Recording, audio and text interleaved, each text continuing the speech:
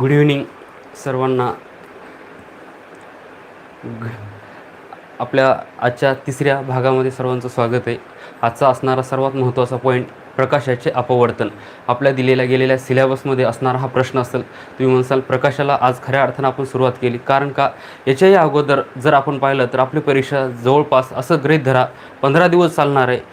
एका दिवसामध्ये 3 शिफ्ट चालतात. 3 शिफ्ट म्हणजे एका दिवसामध्ये 3 शिफ्ट बाहेर पडणार आहेत. तर तुम्ही विचार करा, एका दिवसाला 3 शिफ्ट तर एकूण 15 दिवसामध्ये जर केले तर किती होतात बरं? 15 3 45 म्हणजे जवळपास 45 पेपर. या 45 पेपरामध्ये याच्यावर जर प्रत्येक दिवशी एक जरी प्रश्न जर विचारला तर 45 प्रश्न तयार होतात. ठीक आहे. मग याच्यावर आपल्याला कोणताही प्रश्न जर आला प्रकाशावर आधारित आपला जाऊन हीच आपली प्रामाणिक इच्छा. याच्यानुसार आपण मग एक एक पॉईंट आपण क्लिअर करत चालू. ठीक आहे. आज आपला प्रकाशाचं अपवर्तन हा असणारा तिसरं लेक्चरमधला पहिला आणि सर्वात महत्त्वाचा पॉईंट. ठीक आहे. आपण सुरू करू प्रकाशाचे परावर्तन. पहा मग प्रकाशाचं परावर्तन कशाला म्हणायचं? सर्वसाधारणपणे प्रकाशाच्या परावर्तनासंदर्भात असणारी माहिती. डायरेक्ट आपण प्रकाशाला सुरुवात करू. प्रकाशाचे परावर्तन. ठीक आहे. सॉरी, परावर्तन तर आपलं झालेलं आहे. आज पाहायचं आहे आपल्याला अपवर्तन. ठीक आहे. अपवर्तन इंग्रजीमध्ये याला म्हटलं जातं रिफ्रॅक्शन ऑफ लाईट. ठीक आहे. Refraction of light. Refraction of light म्हणजेच काय? प्रकाशाचं अपवर्तन. रिफ्रॅक्शन ऑफ लाईट आपल्यासाठी महत्त्वाचा प्रश्न असेल. काय याला इंग्रजीमध्ये म्हणतात काय हे महत्त्वाचं आहे, कारण जर पर्यायामध्ये जर एवढं जर आलं तर ते बी आपल्याला चुकू नये. म्हणून याच्यावरचा पॉईंट आपल्याला सिलेबसमध्ये दिलेला आहे. म्हणून परत एकदा लक्षात ठेवा, अपवर्तनाला रिफ्रॅक्शन असं म्हणतात. याच्या अगोदर आपण पाहिलं होतं परावर्तन. परावर्तनाला इंग्रजीमध्ये शब्द काय होता? रिफ्लेक्शन.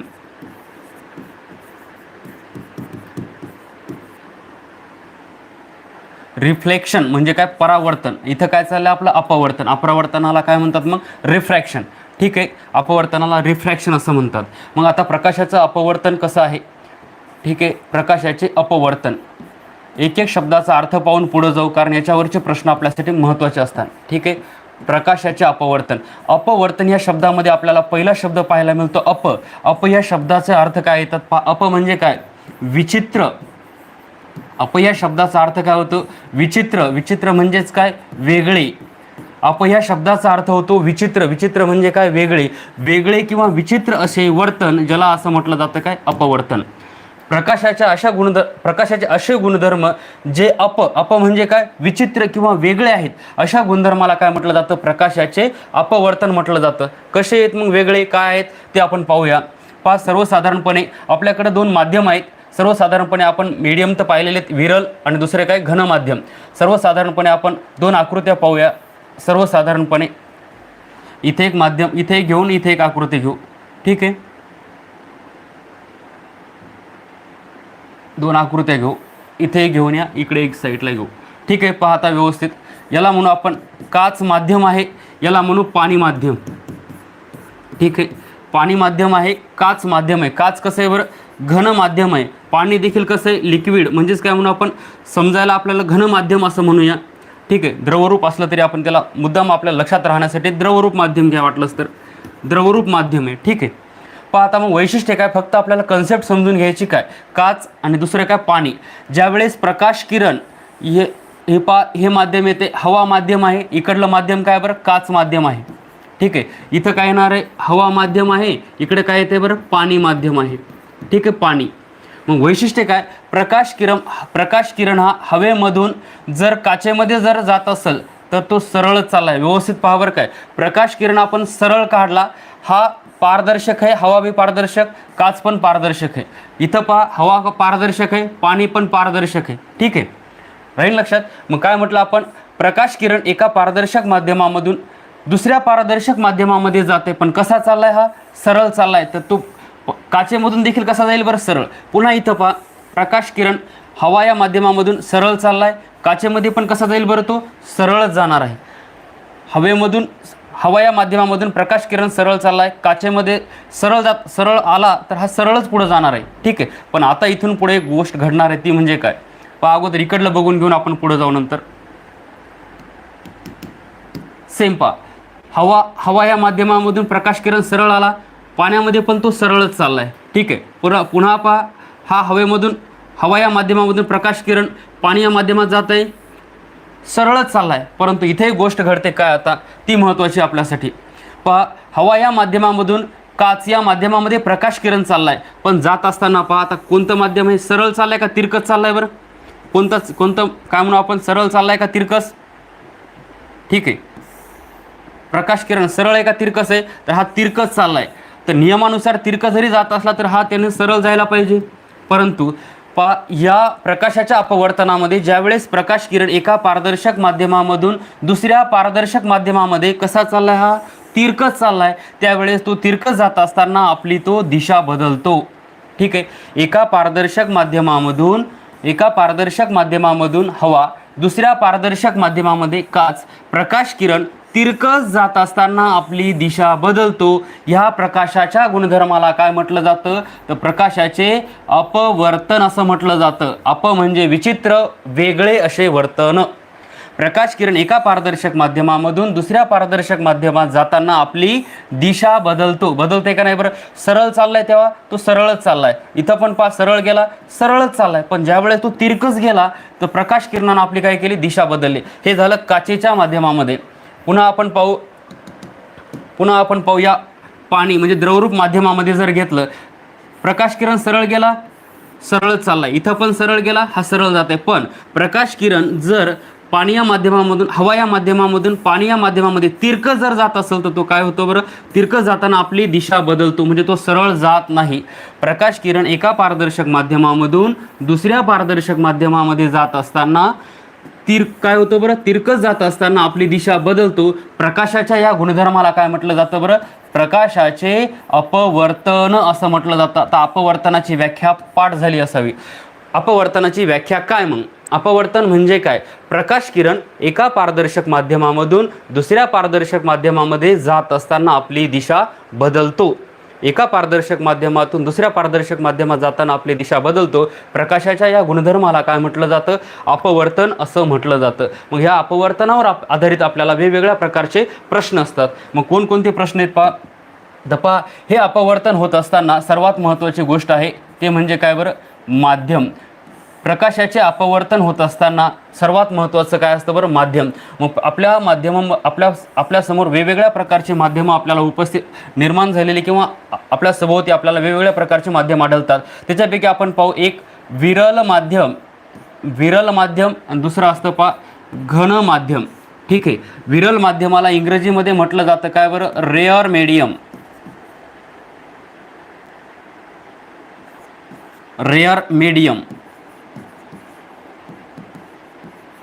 मीडियम. ठीक आहे, याला म्हटलं जातं काय, डेन्सर. याच्यावर आधारित प्रश्न तुम्ही माणसाने त्या दिवशी सांगितलं, आजही सांगायला नेमकं याचं काय काम आहे. तर पहा, प्रकाशाच्या अपवर्तनासंदर्भात महत्त्वाची गोष्ट काय, तर माध्यम महत्त्वाचे असतात. एकाला म्हटलं विरल माध्यम आणि एकाला आपण म्हणत आहोत घन माध्यम.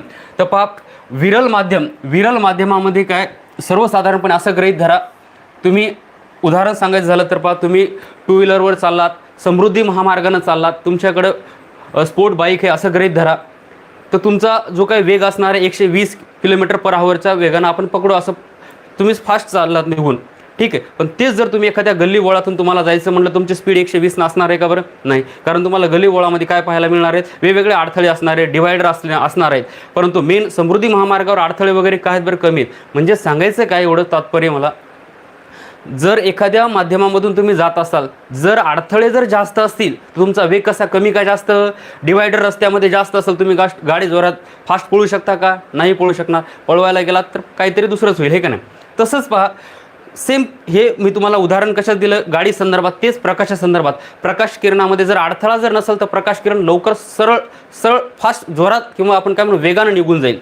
पण अडथळा जर जास्त असेल तर वेगानं जाईल का बरं? नाही जाणार. सेम गाडीच्या उदाहरणाशी रिलेट करायचं आपल्याला.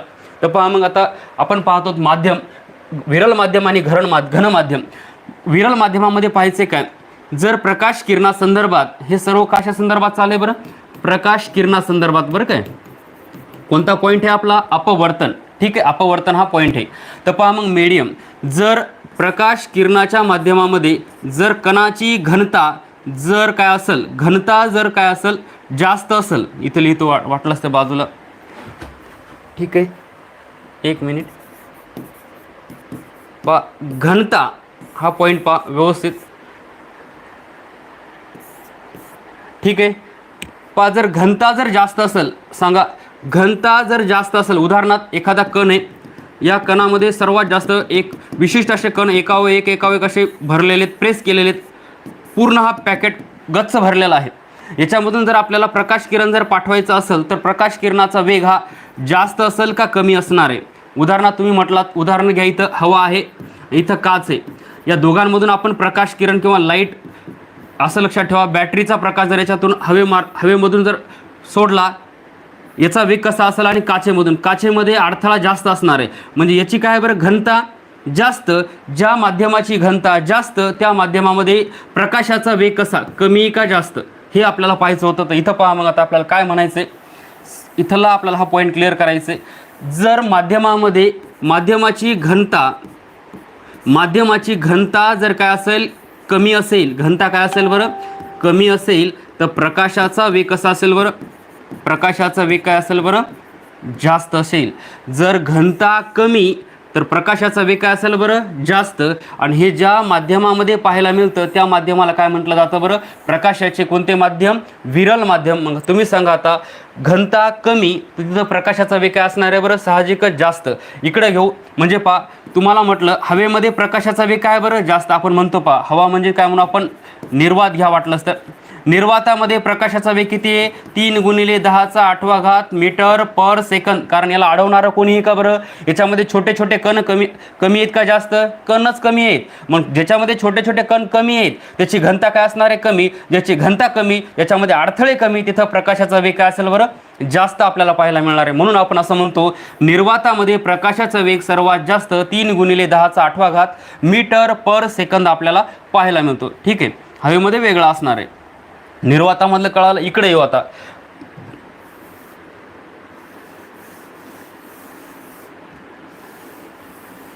आता इथं घन माध्यमामध्ये जर प्रकाश किरण समजा एखाद्या माध्यमामधून चाललाय, उदाहरण घ्या आपण काचेमधून चाललाय, काच काय बरं, स्थायी रूप आहे, याच्यामध्ये छोटे छोटे कण काय असणार आहेत, जास्त असणार आहेत. मग ह्या कणामधून प्रकाश किरणाला आरपार जायचे, मग याला शक्ती तर जास्त लागणार आहे. मग या ठिकाणी जर प्रकाश किरण या काचेला जर हे करून जात असेल, पार करून जात असेल, तर त्याचा वेग कसा असेल, कमी असेल का जास्त असेल?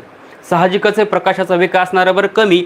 का कमी झाला, कारण ह्या घन माध्यमामध्ये काय असणार आहे बरं, घनता घन माध्यमाची काय असते, जास्त असते. मग ज्याची घनता जास्त त्या ठिकाणी प्रकाशाचा वेग काय असेल बरं, प्रकाशाचा वेग काय पाहायला मिळतो आपल्याला, कमी. म्हणून आपण असं म्हणतो, काचेमध्ये, पाण्यामध्ये प्रकाशाचा वेग काय पाहायला मिळतो आपल्याला, कमी. ठीक आहे, मग तुम्हाला होमवर्कचा प्रश्न असेल, 2.24 × 10⁸ मीटर पर सेकंद हा प्रामुख्याने वेग कुणाचा आहे? 2.25 × 10⁸ मीटर पर सेकंद हा वेग कुणाचा आहे? आलं तर ठीक, नाही तर उद्याच्याला सांगतो. ठीक आहे, तुम्हाला होमवर्कचा प्रश्न आहे हा. प्रकाशाचा वेग तुम्हाला मग आता इथं कळालं. सांगा मग आता, सर्वात जास्त प्रकाशाचा वेग कोणत्या माध्यमामध्ये पाहायला मिळतो, विरल माध्यमामध्ये का घन? परत एकदा सांगतोय, हा पॉईंट खूप महत्त्वाचा आहे. स्पेशल सिलेबसमध्ये आपल्याला प्रकाशाचं अपवर्तन दिलेलं आहे, म्हणून याच्यावरचे प्रश्न VIMP असतील. काय प्रकाशाचा वेग विरल माध्यमामध्ये जास्त आहे का घन माध्यमामध्ये जास्त? विरल माध्यमामध्ये. कुठं पाहिलं आपण, निर्वातामध्ये किती आहे, 3 × 10⁸ मीटर पर सेकंद. कशामुळे याचा वेग जास्त? कारण इथं काय बरं, घनता कमी. जर घनता कमी तर प्रकाशाचा वेग कसा असेल बरं, जास्त असेल. ठीक आहे, इकडं पहा, घन माध्यमामध्ये, डेन्सर मीडियममध्ये घनता कशी असेल बरं, घन माध्यमाची घनता जास्त. जिथं घनता जास्त तिथं प्रकाशाचा वेग खाली असेल, कमी असणार आहे. ठीक आहे, राहील लक्षात. मग तुम्हाला मी दिलेलं उदाहरण कोणतं असेल, 2.25 × 10⁸ मीटर पर सेकंद. हे उदाहरण, हे इथपर्यंत जो काय वेग आहे, हे कुणाचा वेग आहे, हे ते घन माध्यमामधला वेग. तुम्हाला उदाहरण पर्याय देतो, एक तर पाण्याचा आहे किंवा काचेचा आहे, हे तुम्हाला शोधायचे. ठीक आहे, जाऊ आपण आपल्या पुढच्या पॉईंटकडे. कळालं, माध्यम एकतर विरल माध्यम असते किंवा घन माध्यम असते. त्यानंतरचा पुढचा पॉईंट हे झालं पहा इथपर्यंत. त्यानंतर आता पुढचा पॉईंट येते पहा, अपवर्तना संदर्भात असणाऱ्या संकल्पना. ठीक आहे, अपवर्तनासंदर्भात असणाऱ्या वेगवेगळ्या संकल्पना, आपण माध्यम पाहिलं, अपवर्तन कशाला म्हणायचं ते पाहिलं, याच्या संदर्भात असणाऱ्या वेगवेगळ्या संकल्पना. ठीक आहे, पहा मग अपवर्तनासंदर्भात असणाऱ्या वेगवेगळ्या संकल्पना. हे पारदर्शक माध्यम आहे, हवा ज्याला आपण इंग्रजीमध्ये एअर असं म्हणू. पारदर्शक माध्यम घ्या काच, ठीक आहे, किंवा घ्या पाणी. हे दोन्ही पारदर्शक माध्यम आहेत. जर प्रकाश किरण एका पारदर्शक माध्यमामधून दुसऱ्या पारदर्शक माध्यमाकडे येत असताना काय करतात बरं, आपली दिशा बदलतात. आणि ही दिशा बदलण्याच्या प्रकाशाच्या गुणधर्माला काय म्हटलं जातं, अपवर्तन असं म्हटलं जातं. ठीक आहे, एका पारदर्शक माध्यमामधून दुसऱ्या पारदर्शक माध्यमामध्ये प्रकाश किरण येत आहे, त्यावेळेस तो काय करतो बरं, आपली दिशा बदलतो. पण तो कसा यायला, सरळ येते का क्रॉस येते, तर क्रॉस येणं हे महत्त्वाचं आहे. ठीक आहे, मग याच्यावर आधारित असणाऱ्या प्रकाशाच्या असणाऱ्या वेगवेगळ्या संकल्पना, याच्यावर आपल्याला प्रश्न विचारले जातात. याच्या अगोदर आपण प्रकाशाचं परावर्तन पाहिलं होतं, आठवतंय. परावर्तन पहिल्या तासामध्ये आणि दुसऱ्या तासिकेमध्ये आपण परावर्तनासंदर्भात वेगवेगळे नियम पाहिले, त्याच्या व्याख्या पाहिल्या असतील किंवा उदाहरणं पाहिले. परावर्तनासंदर्भात आपण म्हटलं होतं, आठवते का बरं, आपाती कोन, आपाती कोन आणि अपवर्तित कोन का परावर्तित कोन. ठीक आहे, पुढं परावर्तित कोन हे कशा असतात बरं, सारख्याच मापाचे असतात. आठवतंय ना, हे दोन्ही काय असतात बरं, सारख्याच मापाचे असतात. कशामध्ये, परावर्तनामध्ये.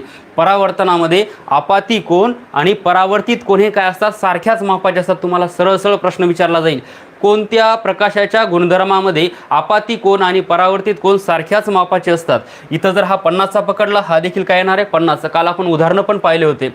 आता आपला चाललाय पॉईंट काय, अपवर्तनासंदर्भात संकल्पना पाहायच्यात आपल्याला. प्रथम आपण एक एक पॉईंट क्लिअर करत जाऊ. हा प्रकाशाचा जो काही किरण आहे, या किरणाला काय म्हटलं जातं, आपाती किरण. काय म्हटलं जातं बरं, आपाती किरण. नावं सेम आहेत, फक्त कोण बदलणार आहेत. याला म्हटलं जातं आपाती किरण. याला इंग्रजीमध्ये इन्सिडेंट काय म्हटलं जातं, रे म्हटलं जातं. याला म्हटलं जातं काय बरं, नॉर्मल. नॉर्मल म्हणजे काय बरं, स्तंभिका. काय म्हटलं जातं याला, स्तंभिका असं म्हटलं जातं. त्यानंतर पुढं आता हा जो काही कोन आहे, याला म्हटलं जातं अपवर्तित. अपवर्तित कोन. इथं परावर्तित शब्द नसून काय शब्द आहे बरं, अपवर्तित कोन. ठीक आहे, किंवा अपवर्तित काय म्हणा, किरण. सध्या आपण किरण पाहिलोत, आपाती किरण. इथं म्हटलं जातं अपवर्तित किरण. ठीक आहे, इथं पारदर्शक माध्यम, हे पण पारदर्शक माध्यम आहे. प्रकाश किरण एका पारदर्शक माध्यमामधून दुसऱ्या पारदर्शक माध्यमात तिरकत जाताना आपली दिशा बदलते. ज्यावेळेस ज्या किरणानं चाललंय त्या किरणाला काय नाव, पहिल्यांदा आपाती किरण. पाण्यामध्ये गेलं किंवा काचेमध्ये गेलं, तो ज्या दिशेने कलला, ठीक आहे, त्याला आपण काय म्हटलं होतं, कोणती किरण म्हटलं बरं, अपवर्तित किरण म्हटलं. ठीक आहे, मग तुम्ही म्हणसान याच्यावर प्रश्न काय येतो, पहा आता प्रश्न काय येते. याला म्हटलं जातं आपाती किरण. आपाती ही जी आपण रेषा काढली, याला काय म्हटलं होतं, स्तंभिका असं म्हटलं होतं. आपाती किरणानं स्तंभिकेजवळ केलेला जो काही कोन असतो, ह्या कोणाला म्हटलं जातं आपाती कोन. काय म्हटलं जातं बरं याला, आपाती कोन असं म्हटलं जातं. हा आपाती कोन कोणत्या अक्षराने दर्शवला जातो, ह्या अक्षराने दर्शवला जातो, ज्याला काय म्हटलं जातं, इन्सिडेंट अँगल. काय म्हटलं जातं, इन्सिडेंट अँगल. ठीक आहे, अपवर्तित किरणानं स्तंभिकेजवळ केलेल्या कोणाला काय म्हटलं जातं, अपवर्तित कोन असं म्हटलं जातं. काय म्हटलं जातं, अपवर्तित कोन. ज्याला इंग्रजीमध्ये नाव काय बरं, reflective angle. Reflective angle. Reflective काय म्हटलं जातं याला, अँगल असं म्हटलं जातं, रिफ्लेक्टिव्ह अँगल. ठीक आहे, याला काय म्हटलं जातं, इन्सिडेंट अँगल. याला म्हटलं जातं रिफ्लेक्टिव्ह अँगल. रिफ्लेक्शन नाही बरं का, रिफ्लेक्टिव्ह अँगल. आपल्यासाठी प्रश्न काय, आता पहा इथला महत्त्वाचा प्रश्न, तुम्हाला सरळ सरळ प्रश्न येणार आहे. अपवर्तनामध्ये आपाती कोन मोठा आहे का अपवर्तित कोन मोठा आहे. कोण मोठा असतं, अपवर्तन, प्रकाशाच्या अपवर्तन ह्या गुणधर्मामध्ये आपाती कोन हा मोठा असतो. कोणापेक्षा, अपवर्तित कोणापेक्षा. ठीक आहे, अपवर्तित कोणापेक्षा. याच्यावर अजून पुन्हा नियम आहेत, गुणधर्म आहेत बरं का. सध्या आपण फक्त एकच पॉईंट पाहलोत. काय, पहिल्यांदा हा रे गेला, याच्यावर आधारित याचे नियम येणार आहेत. तर काय, अपवर्तनाचे नियम. सध्या आपण एक एक पॉईंट क्लिअर केला. काय, पहिल्यांदा पाहिलं आपण काय, आपाती किरण. ठीक आहे, आपाती किरणानं स्तंभिकेजवळ केलेल्या कोणाला काय म्हटलं जातं, आपाती कोन असं म्हटलं जातं. त्यानंतर पुढं स्तंभिकेजवळ हा आपाती किरण ज्या ठिकाणी काय झालेला आहे, क्रॉस आपली दिशा बदलली, दिशा बदलल्यानंतर त्याला आपण काय म्हटलं होतं, अपवर्तित किरण असं म्हटलं. अपवर्तित किरणानं स्तंभिकेजवळ केलेल्या कोणाला काय म्हटलं होतं आपण, अपवर्तित कोण असं म्हटलं होतं. ठीक आहे, अपवर्तित कोण. नावं कळाले. याला हा कोणत्या अक्षरानं दर्शवला जातं, मग आर या आर ह्या अक्षरानं दर्शवला जातो. पॉईंट क्लिअर झाले. फक्त आपल्याला नाव लक्षात ठेवायचे होते. याला म्हटलं जातं आपाती कोण, याला म्हटलं जातं अपवर्तित कोण. इथं याच्या अगोदर आपण परावर्तित कोण पाहिलं होतं, इथं आहे अपवर्तित काय कोण. ठीक आहे. याच्यानंतर आता पुढचा पॉईंट काय तो पहा.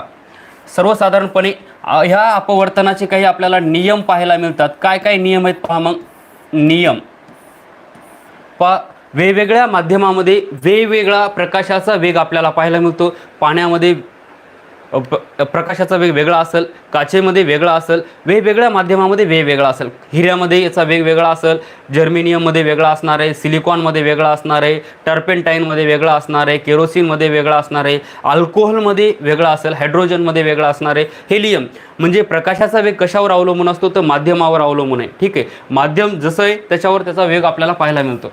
ठीक आहे, मग पहा आता याच्यावर आधारित प्रकाशाचे काही नियम पाहायला मिळतात. प्रकाशा संदर्भात असणारा पहिला नियम हीच आकृती आहे पहा.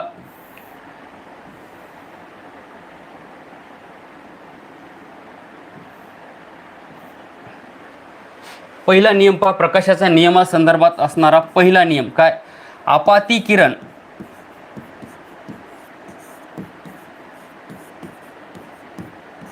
ठीक आहे. आपाती किरण पहिल्यांदा काय म्हटलं बरं आपण, हा स्तंभिकेच्या जवळ आहे का दूर आहे बरं. सर्वात प्रथम काय म्हटलं आपण, पहिला नियम पाहिलं, आपाती किरण ज्यावेळेस स्तंभिकेच्या काय येतो बरं, हा जवळ आहे, जवळ. ठीक आहे, आपाती किरण हा स्तंभिकेच्या काय पाहायला मिळतो, जवळ. ज्याला काय म्हणू आपण, स्तंभिकेकडे काय नॉर्मलकडे झुकलेला आहे. शब्द पहा, झुकलेला असतो, जवळ किंवा झुकलेला असतो. ठीक आहे, एक पॉईंट झाला. सध्याच्या व्याख्या पाहायच्यात, फक्त आपण एक एक कन्सेप्ट पूर्ण करायला. पहिला पॉईंट कळाला, ज्यावेळेस स्तंभिकेकडे झुकलेला असतो त्यावेळेस एक. त्यानंतर पुढं पहा, आपाती किरण पुढचा पॉईंट पाहायला मिळतो काय, ज्यावेळेस आपाती किरण हा स्तंभिकेपासूनच आहे, पण ज्यावेळेस तो हा आपाती किरण आहे, ज्यावेळेस हा आपाती किरण ह्या स्तंभिकेपासून असा जायला पाहिजे, परंतु काय होतो, दूर जातो.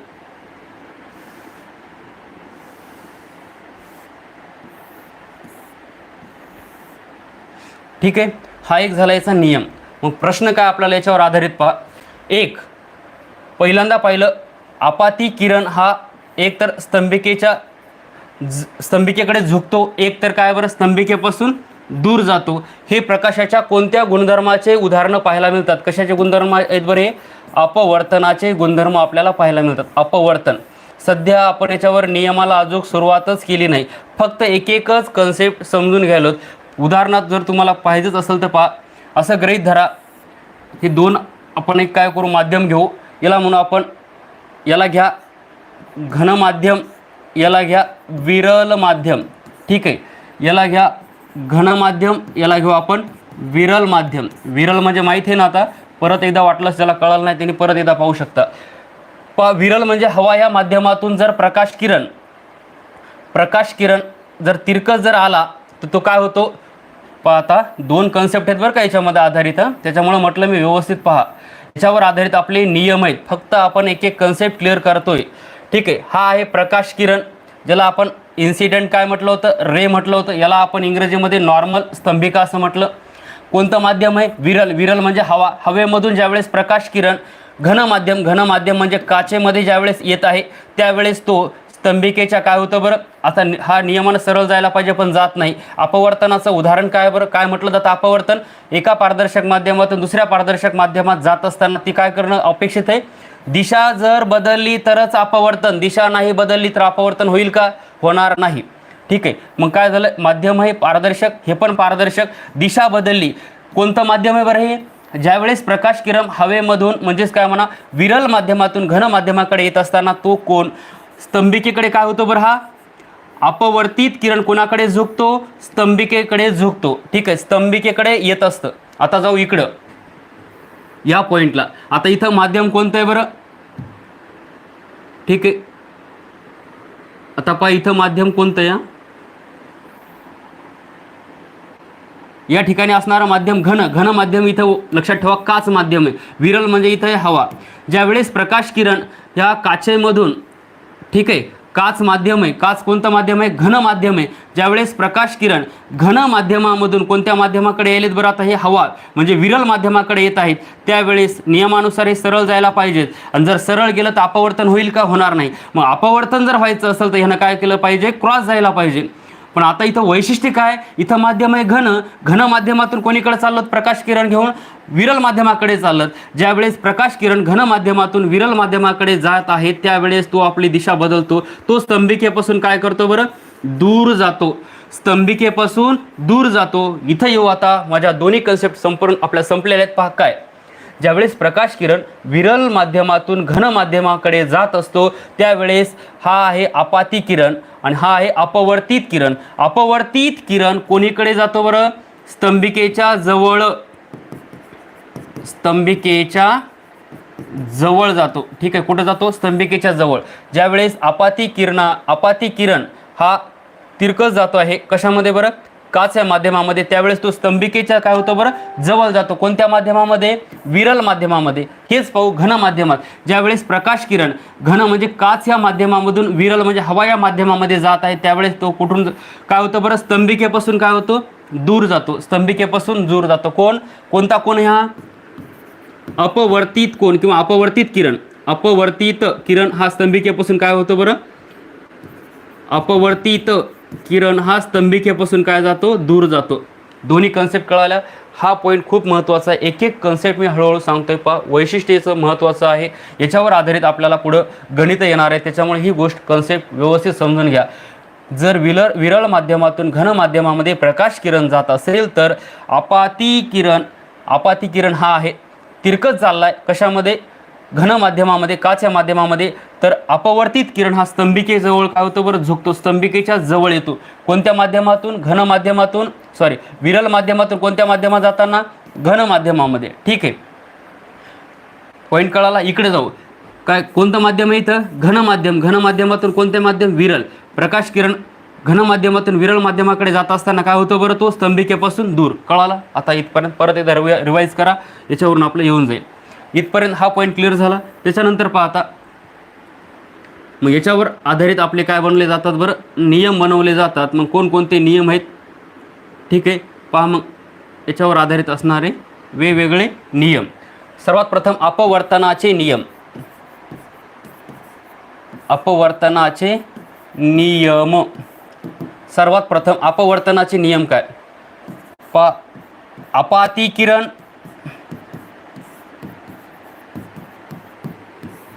त्यानंतर पुढं अपवर्तित किरण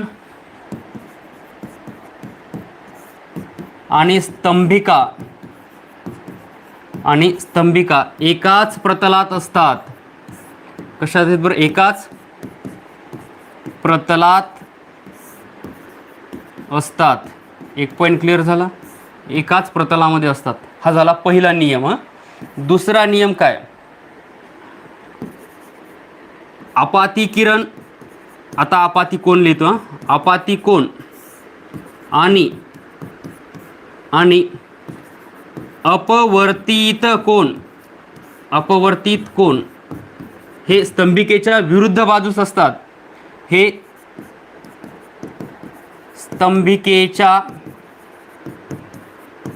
स्तंभिकेच्या विरुद्ध बाजूस असतात. विरुद्ध बाजूला असतात. ठीक आहे, विरुद्ध बाजूला असतात. काय म्हटलं? आपाती किरण. पायदा शेवटचा. याच्यानंतर परत एकदा वाटलं असं तुम्ही तुमचं व्हिडिओ बघू शकता. सर्वात प्रथम काय हा आहे आपाती किरण. याला म्हटलं आपण इंग्रजीमध्ये इन्सिडेंट रे. याला म्हटलं अपवर्तित किरण. काय म्हणू आपण? Refractive angle. हा आहे आपाती कोण. याला म्हटलं अपवर्तित कोण. हे स्तंभिकेच्या विरुद्ध बाजूला आहेत का बरं? इथं पण विरुद्ध बाजू, दोघांची विरुद्ध बाजू. ठीक आहे, हा आपला पॉईंट क्लिअर झाला. पुढं काय म्हटलं बरं? हे आहे आपाती किरण आहे अपवर्तित किरण, ही आहे स्तंभिका. एकाच ठिकाणी छेदते का, एकाच ठिकाणाहून जातात का बरं? ठीक आहे. मग आपला पॉईंट काय, अपाती किरण, अपवर्तित किरण आणि स्तंभिका एकाच प्रतलामध्ये असतात. ठीक आहे. पुढं एक छोटासा नियम आहे पुन्हा, काय तिसरा सर्वात महत्त्वाचा तो पण आहे.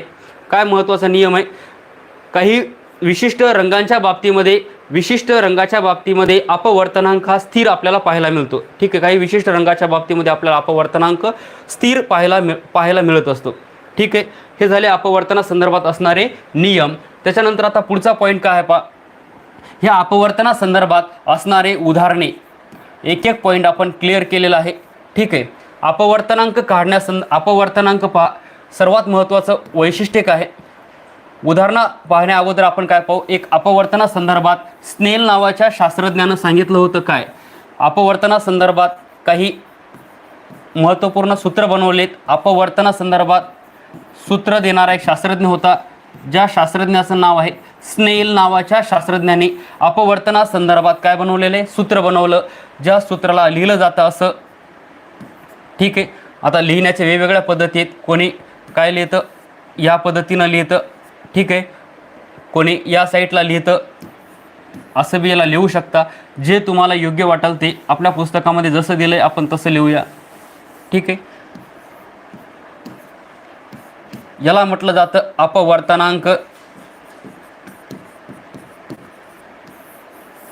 अपवर्तनाला इंग्रजीमध्ये काय म्हटलं जातं, रिफ्रॅक्टिव्ह अँगल.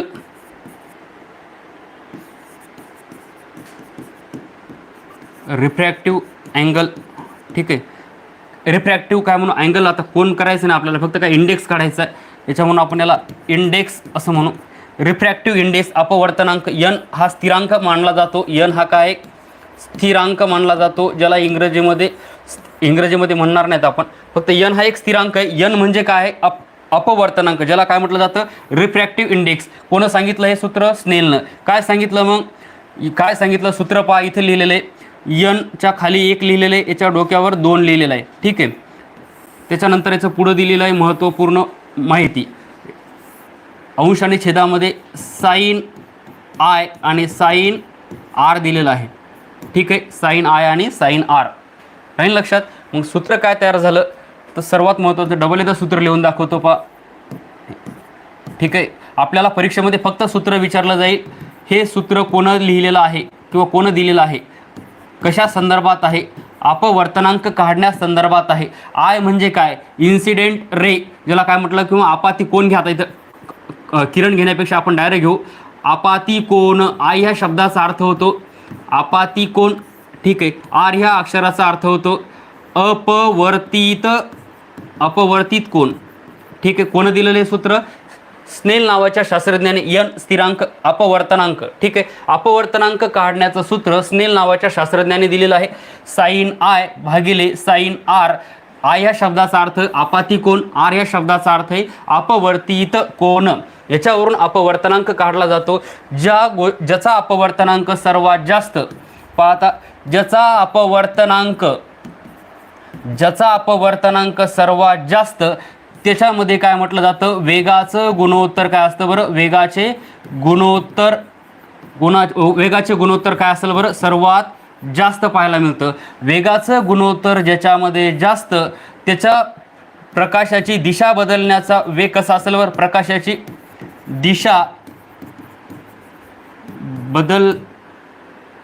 दिशा बदलण्याचं काय असेल बरं, काय म्हणू आपण त्याला, प्रकाश दिशा काय मोठ्या प्रमाणामध्ये दिशा बदल.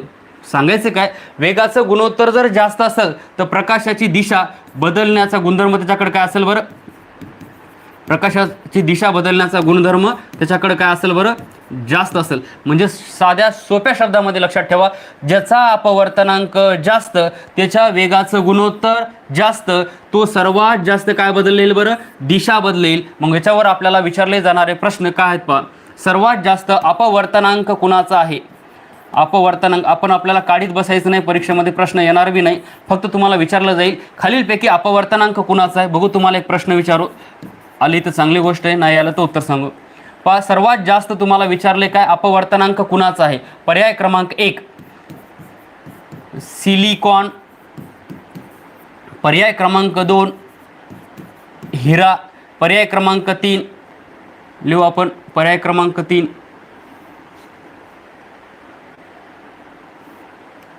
हिरा लिहा, त्यानंतर जर्मेनियम, त्यानंतर पुन्हा पाणी लिहा. तुम्हाला विचारलेला साधा सोपा प्रश्न आहे, पाहू तुम्ही कोण कमेंट करू शकता तुम्ही. सिलिकॉन, हिरा, जर्मेनियम आणि पाणी यापैकी सर्वात जास्त अपवर्तनांक कुणाचा आहे? म्हणजे खालीलपैकी कोण प्रकाशामध्ये सर्वात जास्त, ज्याचा वेग सर्वात काय बरं जास्त आहे, तो सर्वात जास्त दिशा बदलू शकतो, कोण याच्यापैकी तुम्हाला शोधायचं आहे, उत्तर सांगायचं तुम्हाला.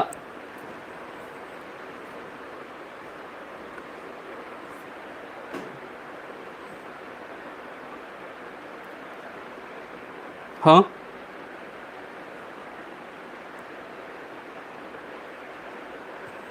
ठीक आहे, मी सांगतो पहा, तुमची काय कमेंट येईन झाली. सर्वात जास्त अपवर्तनांक कोणाचा आहे? तर लक्षात ठेवा, जर्मेनियमचा अपवर्तनांक सर्वात जास्त पाहायला मिळतो 4.01. 4.01 सर्वात जास्त अपवर्तनांक कोणाचा आहे? जर्मेनियमचा. सिलिकॉनचा जर अपवर्तनांक पाहिला 3.96 हा कुणाचा अपवर्तनांक आहे? सिलिकॉनचा. हिऱ्याचा अपवर्तनांक जर पाहिला 2.42. 2.42 हा कुणाचा अपवर्तनांक आहे? हिऱ्याचा अपवर्तनांक. त्यानंतर आता पाणी. पाण्याचा अपवर्तनांक येतो 1.33. जर विचारलं बर्फाचा अपवर्तनांक किती? 1.31 हा कुणाचा अपवर्तनांक आहे बरं? बर्फाचा अपवर्तनांक आपल्याला पाहायला मिळतो. ठीक आहे, बर्फाचा अपवर्तनांक किती आहे? बर्फाचा 1.31.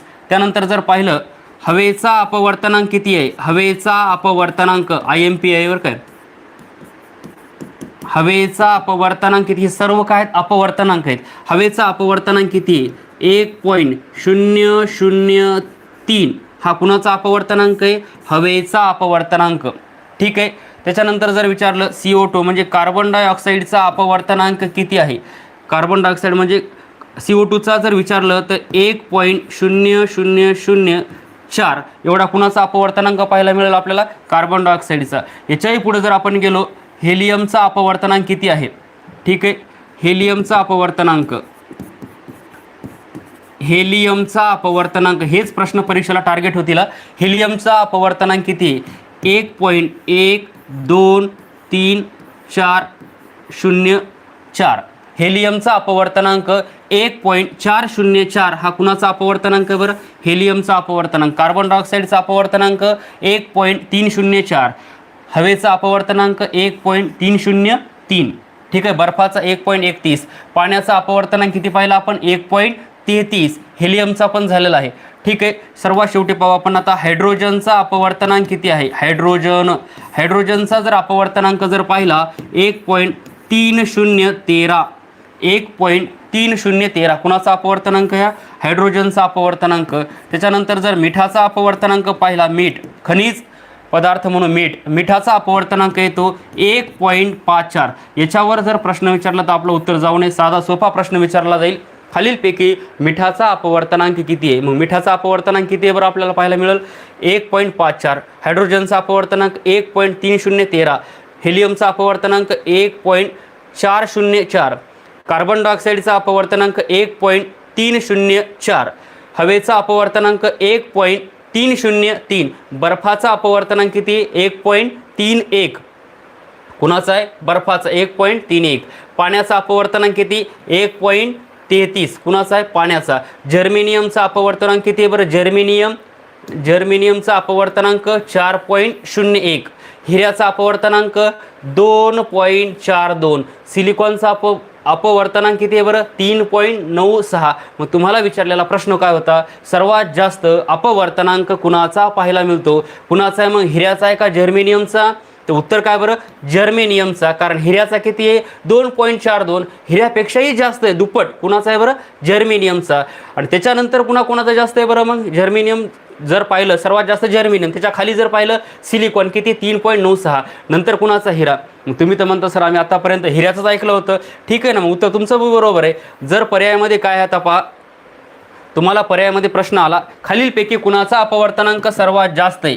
सर्वात जास्त अपवर्तनांक कुणाचा आहे? पर्यायामध्ये दिलेला आहे हिरा, पर्यायामध्ये दिलेलं आहे मीठ, पर्यायामध्ये दिलेलं आहे पाणी, पर्यायामध्ये दिलेला आहे बर्फ. मग तुम्हाला लक्षात ठेवायचं सर्वात जास्त अपवर्तनांक कुणाचा आहे बरं? हिऱ्याचा अपवर्तनांक सर्वात जास्त आपल्याला पाहायला मिळतो. सर्वात जास्त अपवर्तनांक कुणाचा आहे? हिऱ्याचा. कारण का? मिठाचा आताच पाहिलं 1.54, पाण्याचा अपवर्तनांक 1.33, बर्फाचा अपवर्तनांक 1.31. ठीक आहे, ठीक आहे. इथं काय 1.54 आणि हिऱ्याचा अपवर्तनांक 2.42 आहे. मग इथं सर्वात जास्त कोण आहे? पर्यायानुसार हिरा आहे. जर पर्यायामध्ये जर्मेनियम असतं आणि पर्यायामध्ये जर सिलिकॉन असतं तर तुम्ही उत्तर काय लिहिणं अपेक्षित होतं बरं? जर्मेनियम लिहिणं हे अपेक्षित होतं. हा नवीन बदललेल्या सिलेबसनुसार प्रश्न असेल. केंद्रामधला कोणताही जर तुम्हाला अपवर्तनांकावर जर प्रश्न आला तर तुमचं उत्तर चुकू नये. याच्यावर आधारित जेवढे काही प्रश्न पाहता येतात तेवढे आपण प्रश्न पाहिलेले आहेत. त्यानंतर सर्वात शेवटी या अपवर्तनांकावर आधारित असणारे उदाहरणं. प्रकाशाच्या अपवर्तनांकावर आधारित असणारे काय बरं? उदाहरणं. कोणकोणते उदाहरण आहेत? पहिल्या क्रमांकाचं उदाहरण काल आपण पाहिलं होतं. प्रकाशाच्या अपवर्तनाचं उदाहरण कोणतं? ठीक आहे, हा आपण पाहिला होता. एक ग्लास घेतला होता. या ग्लासमध्ये सर्वात महत्त्वाचं एक मासा काढला होता. ठीक आहे, आता समजून घ्या. ठीक आहे,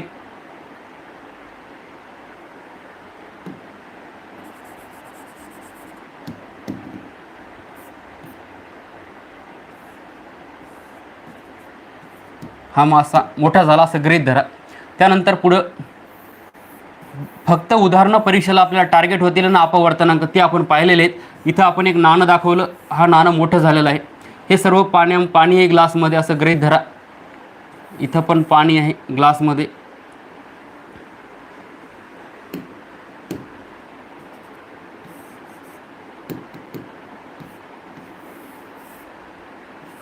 हे आहे नाणं.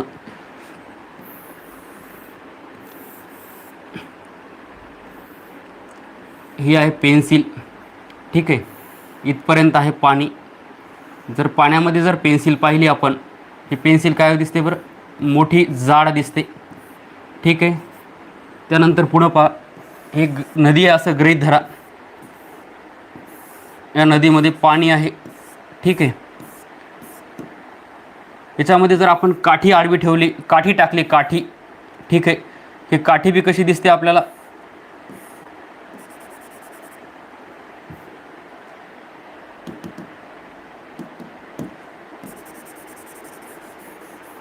दिसत नसेल तरी समजून घ्या. फक्त डिजिटल बोर्ड जास्त काय हे का नाही. ठीक आहे, फक्त आपल्याला सिम्बॉल लक्षात ठेवायचे, बाकी काय नाही. मार्क मिळवायचं आपल्याला. ही काठी आहे. सुरुवातीचा वरची जर पाहिली तर क्रॉस आहे, खाली जर पाहिली तर जाड झालेली आहे. हे उदाहरणं कशाचे? सर्व बरं अपवर्तना संदर्भात उदाहरणं पाहिलं होतं आपण. ठीक आहे, पुढचा पॉईंट. त्याच्यानंतर पहा, इथं एक नदी आहे असं गृहीत धरा. ही नदी आहे. या नदीचं पाणी स्वच्छ आहे. या नदीमध्ये वेगवेगळ्या प्रकारच्या वेगवेगळे सागरी खनिज आपल्याला पाहायला मिळेल. उदाहरणार्थ काय म्हणून आपण गारगोटी घ्या. ठीक आहे, गारगोटी पाणी खूप स्वच्छ आहे. ही गारगोटी आहे तळाशी पण आपल्याला दिसते वर. NDA 2020चा प्रश्न आहे. नदीमध्ये स्वच्छ पाण्यामध्ये नदीच्या तळाशी असणारी गारगोटी जर वर दिसत असेल तर पाण्याच्या प्रकाशाच्या कोणत्या गुणधर्माचा इथं उपयोग केला गेलेला आहे? कोणत्या उदाहरणामध्ये? प्रकाशाचा अपवर्तनांक. NDA 2020 काय म्हटलंय? गारगोटी तळाशी आहे, वर झाली, वर दिसत आहे, भास आहे. असं असते का बरं? नाही. हे आपल्या डोळ्यांना असलेला काय दृश्य भ्रम आपल्याला पाहायला मिळतो. दृष्टीभ्रम ज्याला असं म्हणतात, हे पाहायला मिळतं. ॲक्च्युअल तसं काही नसतं. काठी खरंच वाकडी असते का? काढून पाहिलं तर सरळच निघते. हे दृष्टीभ्रम ज्याला म्हटलं जातं. हे प्रकाशाच्या कोणत्या गुणधर्माचं उदाहरण आहे बरं? अपवर्तन. पहा मग, पाण्यामध्ये असणारा तळाशी असणारा, ग्लासमध्ये तळाशी असणारा मासा पाण्याच्या पृष्ठभागाच्या जवळ दिसतो. पुढं ग्लासमध्ये तळाशी असणारं नाणं वर उचलल्यासारखं दिसतं. ग्लासमध्ये एक पेन्सिल ठेवली. सुरुवातीचा भाग आपल्याला क्रॉस दिसतो आणि आतमधला भाग हा जाड दिसतो आणि तो पण कसा दिसतो बरं? तिरकस पाहायला मिळतो. ठीक आहे, त्यानंतर नदीमध्ये, समुद्रामध्ये जर काठी टाकली आडवी, ती पण काय करते? आपल्याला खाली जर पाहिलं तर ती काय दिसते बरं? वाकडी झालेली दिसते. ठीक आहे, जाड दिसते. खालचे पाण्यामधला भाग, वरचा तिरकस दिसणार आहे. पुढं पाण्यामध्ये गारगोटी टाकली, पाण्यामधील तळाशी, नदीच्या तळाशी असणारी गारगोटी वर उचलल्यासारखे दिसते. हे उदाहरणं कशाचे आहेत बरं? अपवर्तनाचे उदाहरणं पाहायला मिळतात. त्यानंतर पुन्हा एक ग्लास आहे. या ग्लासमध्ये बाकी काही होणार नाही बरं काय, फक्त तेच उदाहरणं राहणारे, फक्त विचारलं जाईल वेगवेगळे. हा कोणत्या एक्झामचा प्रश्न आहे माहीत नाही, पण केंद्रामधला प्रश्न आहे. लिंबू, ठीक आहे. हा लिंबू जर पाहिला आपण एकदम तळाशी आहे, परंतु आपल्याला असा दृष्टीला भ्रम होतो की हे लिंबू काय ग्लासमध्ये वर उचललंय. प्रकाशाच्या कोणत्या गुणधर्माचा उपयोग आहे किंवा उदाहरण कशाचं आहे? प्रकाशाच्या अपवर्तनाचं उदाहरण. ठीक आहे. मग पहा आपण एका पॉईंटमध्ये पाहू. प्रकाशाच्या अपवर्तनाचे असणारं उदाहरण ग्लासमध्ये पाण्याच्या ग्लासमध्ये नाणं आहे तळाशी, पण कुठं दिसतं बरं? नाणे कुठे बरं? नाणे आपण काय म्हणू? वर दिसणं असते. कुठं ते ॲक्च्युअल खरंच खाली आहे, पण आपल्याला वर आल्यासारखा असा भास होतो, ज्याला दृष्टी भ्रम असं म्हणतात. ग्लासमध्ये पेन्सिल, पाण्याच्या आतमधील पेन्सिल कशी दिसते बरं? क्रॉस जाड दिसते, जाड दिसणं. ठीक आहे. पाण्यामधील पेन्सिल वाकडी दिसणं लिहू शकता तुम्ही पुढं. त्यानंतर पुन्हा ग्लासमध्ये लिंबू टाकलेले हे तळाशी आहे, पण आपल्याला काय दिसतं बरं? वर आल्यासारखं दिसतं. ठीक आहे. पाण्यामध्ये असणारे मासा पाण्यामध्ये असणारा मासा तळाशी आहे, पण आपल्याला वर उचलल्यासारखा दिसतो. कशाचं उदाहरण? प्रकाशाच्या अपवर्तनाचं उदाहरण मासा झाला. ठीक आहे. त्यानंतर पुढं पहा, दुसरं सर्वात महत्त्वाचे असणारे उदाहरणं पहा. ताऱ्यांचे लुकलुकणे. तारे आकाशामध्ये लुकलुकतात. लुकलुकणे, ताऱ्यांचे लुकलुकणे प्रकाशाच्या कोणत्या गुणधर्माचं किंवा प्रकाशाच्या कोणत्या गुणधर्माचं उदाहरण आहे?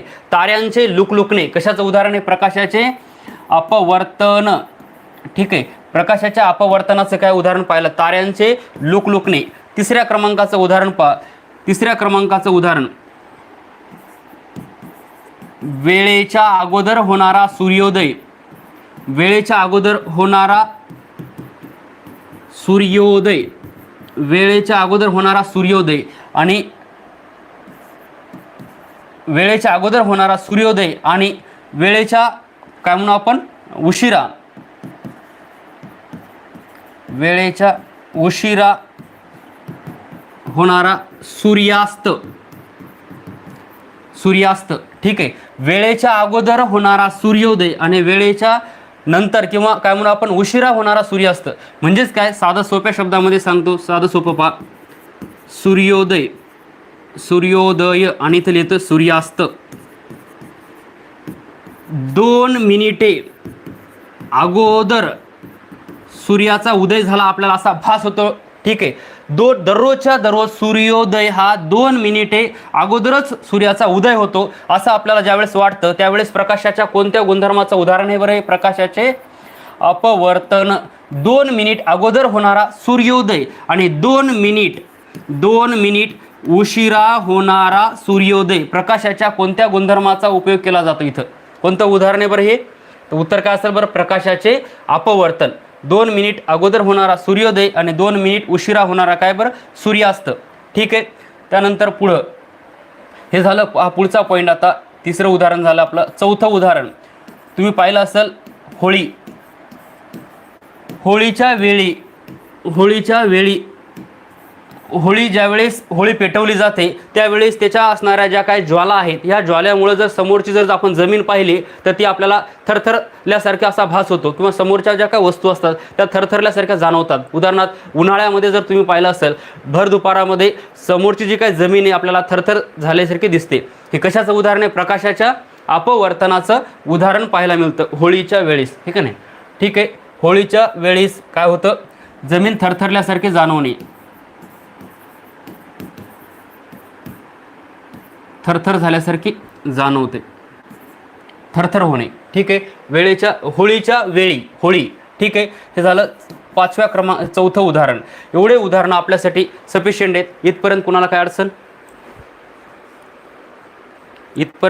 अडचण नसावी, हे का नाही?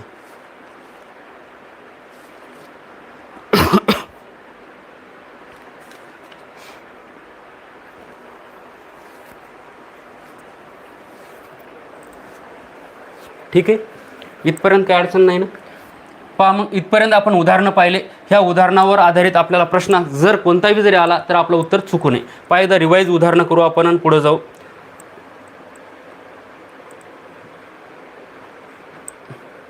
काय काय आपण उदाहरणं पाहिले प्रिव्हियस.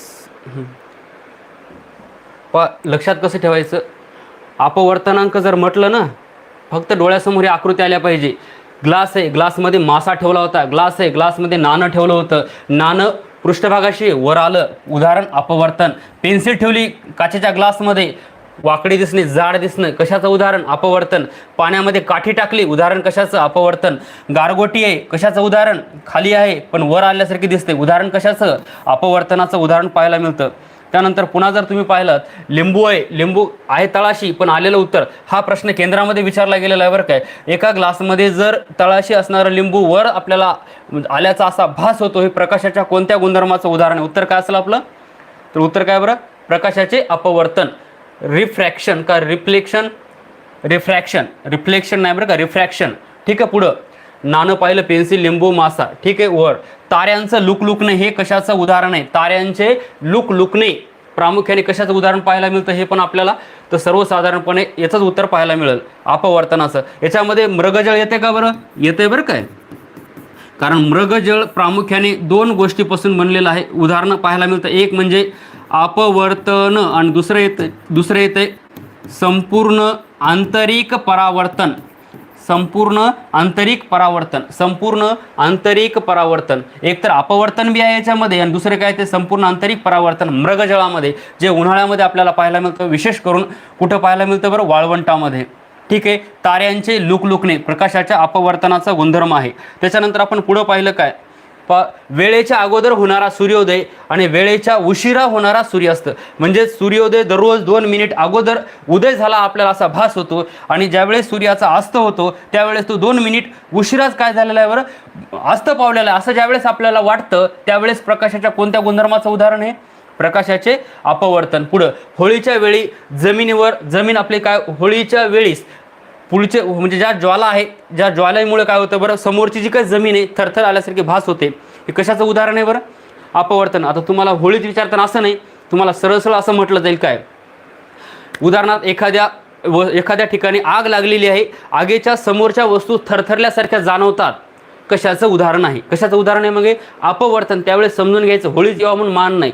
ठीक आहे. समोर एखादा काय लागलेले, उदाहरणार्थ तुम्हाला म्हटलं जाईल, सरळ असा प्रश्न असेल, हिवाळ्यामध्ये शेकोटी पेटवली. शेकोटी आता ही लहान नाही बरं का, अशी गृहीत धरा मोठी शेकोटी पेटवलेली आहे. तर ज्यावेळेस तिचा जर मोठ्या ज्वाला असतील त्यावेळेस समोरची जमीन जर थरथरल्यासारखी आपल्याला जर जाणवली तर कशाचा भ्रास झाला किंवा भ्रम झाला? दृष्टीभ्रम. हे अपवर्तनाचं उदाहरण असेल. ठीक आहे. त्यानंतर पुढं एवढंच काय, तुम्ही लहानपणी जर तुमच्या गावामधून जर नदी जात असेल आणि तुमची जर सहल जात असेल लहानपणी, ठीक आहे, नदीतून जर तुम्हाला जायचं असेल तर त्यावेळेस तुम्ही पाहिलं असेल, आपल्याला नदीतून जायचं असतं, आपल्याला वाटते पाणी खूप काय बरं खोल पाणी नाही आहे, परंतु ज्यावेळेस तुम्ही नदीमध्ये पाय ठेवला की असं जाणवतं की आपल्या पाणी हे गुडघ्याच्या वर येतं. म्हणजे सांगायचं तात्पर्य काय, आपल्याला तिथं भ्रम झाला की वाटते पाणी कमी आहे, पण पाणी आहे त्याच्यापेक्षा काय असतं बरं? खोल असतं. म्हणजेच काय, कशाचं उदाहरण आहे? अपवर्तन. पाण्याचा पृष्ठभाग वर आपल्याला दिसतो परंतु ॲक्च्युअल तो खाली असतो. कशाचं उदाहरण आहे? पाण्याचं अपवर्तन. उदाहरणार्थ शिवनेरी किल्ला तुम्ही कधी पाहायला गेलात, शिवनेरी किल्ल्यावर आपल्याला शिवाजी महाराजांनी बांधून ठेवलेला एक टँक पाहायला मिळतो, ज्याचा तळ तुम्ही किती जरी खाली पाहिलं तर आपल्याला ते वाटतं ते एकदम जवळच आहे, परंतु ॲक्च्युअल ते जवळ नाही, ते खूप खोल आहे. ठीक आहे. कशाचं उदाहरण? अपवर्तनाचं. या ठिकाणी आपल्याला प्रकाशाचा अपवर्तन जे आहे हे या ठिकाणी पूर्णतः संपलेलं आहे. त्यानंतर आता पुढचा पॉईंट येतो, प्रकाशाच्या अपवर्तनाच्या नंतरचा पॉईंट येतो पहा काय, प्रकाशाचे अपस्करण. ठीक आहे. पुढचा पॉईंट येतो प्रकाशाचे अपस्करण. ठीक आहे. प्रकाशाचे, ठीक आहे, अपवर्तन पाहण्याच्या अगोदर काय पाहू आपण? संपूर्ण आंतरिक परावर्तन. संपूर्ण आंतरिक परावर्तन. संपूर्ण आंतरिक परावर्तन पाहूया. ठीक आहे. संपूर्ण आंतरिक परावर्तन इथपर्यंत कोणाला काय अडचण? ठीक आहे. संपूर्ण आंतरिक परावर्तन. ठीक आहे. बाकीचं राहिलेलं आपण नंतर पाहूया, वाटलं तर उद्याच्याला. इथपर्यंत अडचण असेल तर तुम्ही सांगू शकता 2 मिनिटामध्ये.